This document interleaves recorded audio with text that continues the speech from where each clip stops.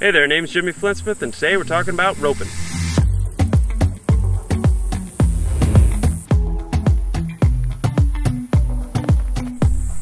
This here is a lasso, a lariat, or a trick rope.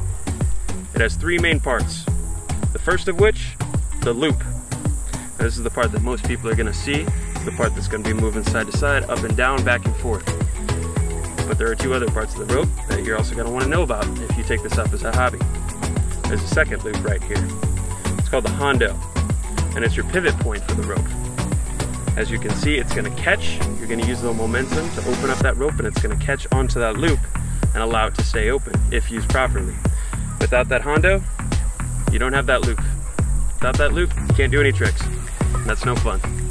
There's one more part that's equally as important, I think more important, as your trick roper and as your cowboy. That's this leftover right here. You see that? It's called the tail or the spoke. Now I'm going to take my energy from my arm, primarily my wrist, and put that into the spoke, and it's going to lead the rest of the rope. It's your steering wheel and it's your power source. So we talked about the three parts of the rope. Now we're going to move on how to use it. The first thing you need to know, how to hold it. If you'll observe, I'm holding the rope at about 6 to 8 inches from the hondo here. If you take a closer look at my fingers, I'm going to have my back two fingers and sometimes my pointer finger on the spoke here. You see that? Whereas I make a little hook with either one or two fingers onto the loop. Now what that allows me to do is when I toss it, I can go ahead and drop that off those first one or two fingers in a circular motion. Okay, so when you release the rope, it's opposite of a frisbee. Whereas a frisbee, you start with your palm down, and it comes up. The lasso, palm up, come down. Just like this. And you won't get a perfect loop every time, but it will flatten out. Now, if you do start to lose that loop at some point, all you have to do is push down and speed up. Push down and speed up, and it'll open up for you. Now you can only do that at a certain point. Once the loop gets too small, there's no saving it. You just have to start over. I'm gonna hold up what I call a starter rope. All right, so we have two ropes going in opposite directions, but they're doing the same thing.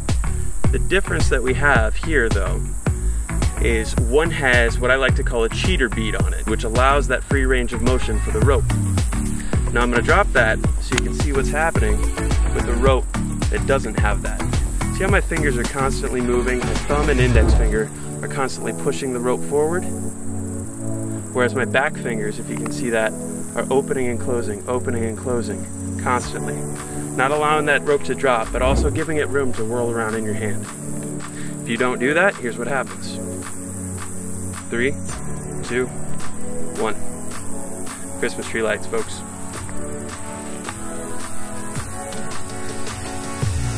You can cut, this is gonna take a second.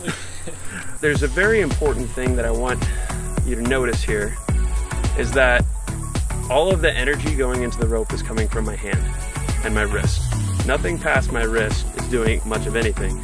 The first thing everyone wants to do when they're working with a rope is move their elbow around like this, but that's not gonna do you any favors. It's all in the wrist. Just think about stirring something in a pot or beating an egg. Always pointing your fingers down at the ground.